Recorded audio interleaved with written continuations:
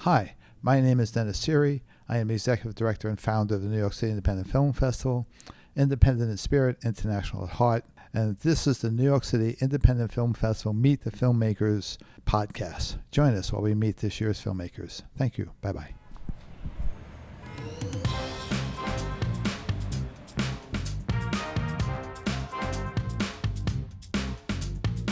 Yes, hi. In this episode, we're here with Yang. Please do me a favor, introduce yourself and tell us a little bit about you, Yang. And welcome. Yeah, thank you. My name is Jianing, and I was born, raised, and had my bachelor's degree in film in China, and is now in Europe to continue my studies. And that is kind of formal version of my self-introduction. But what I really want to say about myself is kind of a culturally rover or a culturally rootless bird. Well, for me, myself, personally, I'm determined about who I am and what I want to do. But in the cultural scope, I'm always trying to figure out how can I position myself in it, and through which kind of media, through which means can I really express that. So that is how I define myself and as a filmmaker, culturally rover. Thank you. Okay, great. So I guess we'll start the questions. What made you want to become a filmmaker? What was that?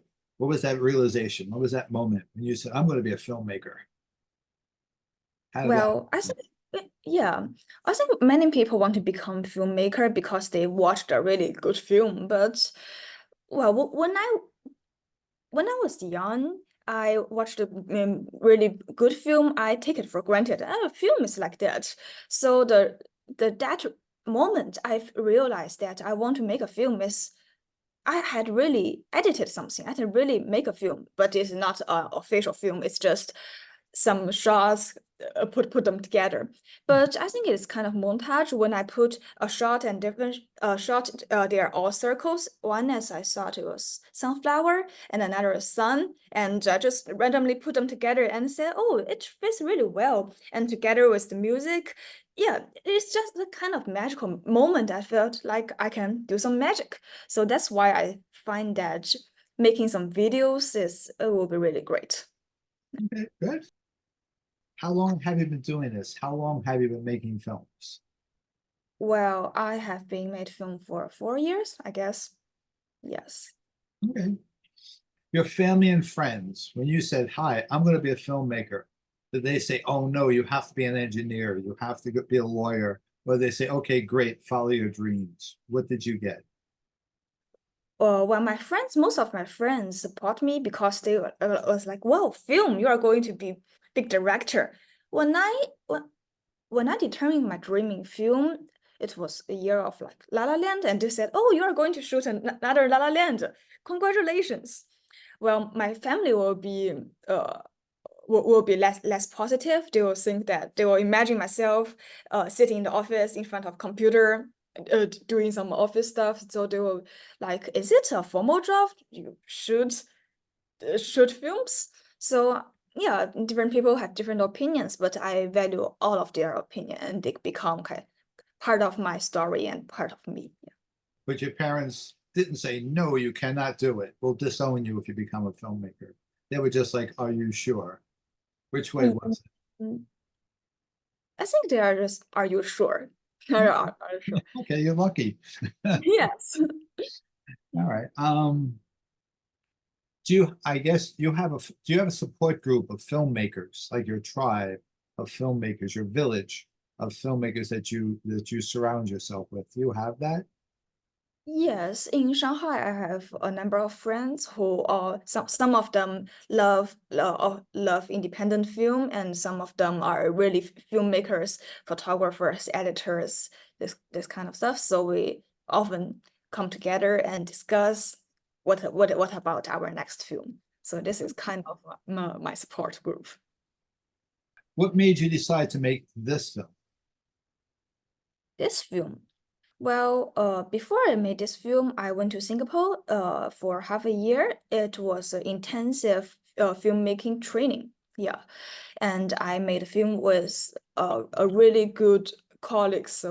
I was kind of co-director, the whole filmmaking process was really professional, more professional than what I ever be. But it was kind of a course project, so we have to some extent, cater to professors' interest.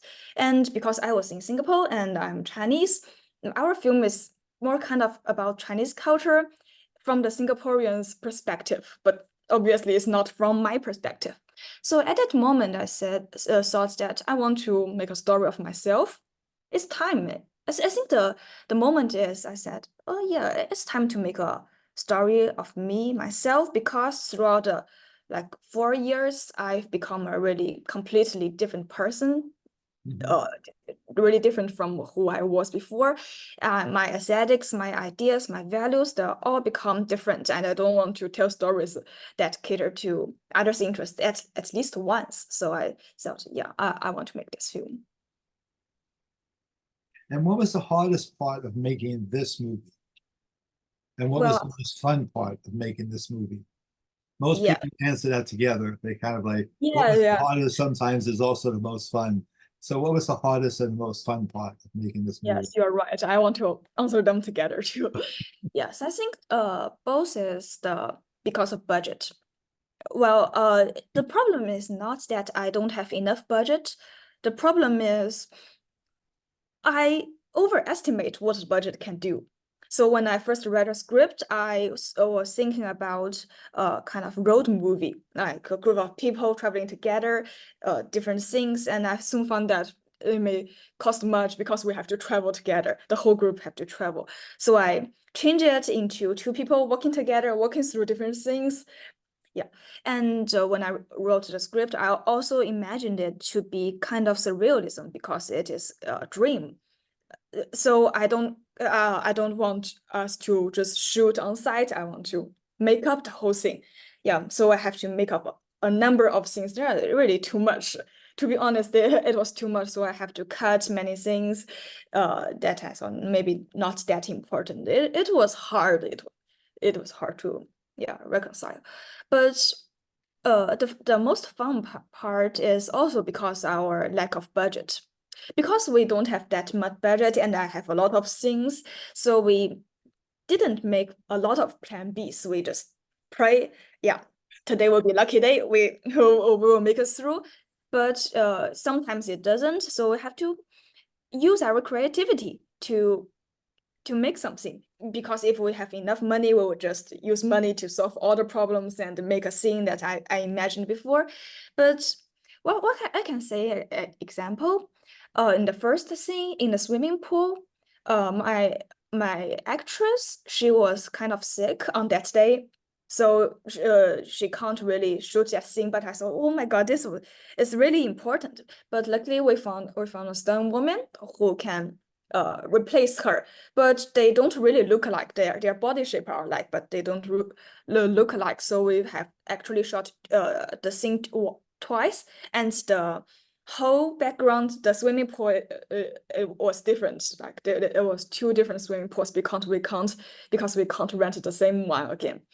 So when I edited it, I completely abandoned my storyboard because I can't use it anymore. I just use all the shots we have and try our best to make it more interesting. For example, used a lot of jump cuts, used a lot of colors, try to cover that. So try to make no one will discover that there were two persons. But it was really fun, and I think the first thing have to some extent contribute to the whole style of my film. So I thought, yeah, it was really interesting. We can use our imagination. Are you happy with the final product? Well, every time you look at it, you sit there and go, I want to redo that. Or you're like, okay, this is good. I learned, like this, what I have is fine. I may have made mistakes, but I'm going to learn from them and bring them to my next project. Or are you the type of filmmaker who sits there and goes, I should redo that. I should redo that. Which one are you? I think overall, I'm happy with it because the film is kind of a self-reflection film. It's just me in a certain phrase. I can't just say no to it. just me.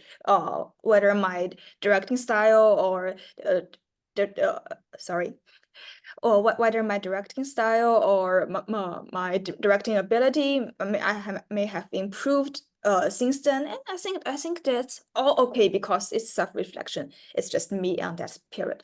But one thing I felt a bit like not that happy with it. I thought we could do better is, I don't know how to say it, but we could do better if we could lengthen the whole production period. Still about the budget thing, because we don't have that much budget, we have to press it in just several days and transform from one thing to another. We don't have really time to reflect on what we have done before and what is the relationship between different things. So I think it would be better if we can make it more like documentary-like, so everyone can enjoy the whole producing process. I think the outcome will be like better in its sickness. I think the film now lacks a bit of sickness because everybody's hurrying. In the indie film world, not in the film, but just in the indie film world, we all know we're not going to become rich from making indie films, right? We know that. So what is success to you in the indie film world? Well, to me, I think indie film is kind of like experiments. Well, unlike the rigorous scientific experiment, it's still kind of experiment. Everybody's experimenting with their own styles, their own preferences, their new techniques. So I think the success may be that even if we once we really discover something, find out something, even if it deviates from what we expected before, or it doesn't, everything goes fine. As long as we can find something, it is success. Okay, great. I agree. All right. And if somebody wanted to be a filmmaker and somebody came over and said, Aunt Jane, I'm going to be a filmmaker just like you, what would you say to him or her? What would be your advice? Would you say run for the hills, or would you say do it, or would you say how can I help? What would you say? I would say enjoy your stories, whatever it becomes throughout the project. Just follow it, follow the flow, enjoy it. Okay. Okay. I mean, that's it for my questions. Any final words or thoughts you have, or I'm really gratitude about this film festival. And it's not a kind of fake words, thank you or something. I'm really gratitude because since that film, I have been paused from filmmaking for a while. So now, even if I do some little practices, I don't make a film now because I thought I don't have a really mature idea about the society, about the world, how it operates. So the best story I can tell is still about myself, but I already have a self-reflection film, and I didn't become a different person than I was. So I paused from it and think that I should input more. Yes. So thanks to the film festival, I can still recall again or what I was thinking when I made this film like a year ago. So it was really interesting. It will be beneficial for my whole filmmaking whole filmmaking career, I think. Yes. And the final words I want to say is that film is really interesting. It is an irreplaceable form of art. Nothing can replace it. Yeah. the film is going to show Thursday, June 6th at the Producers Club in New York City. And thank you for being here.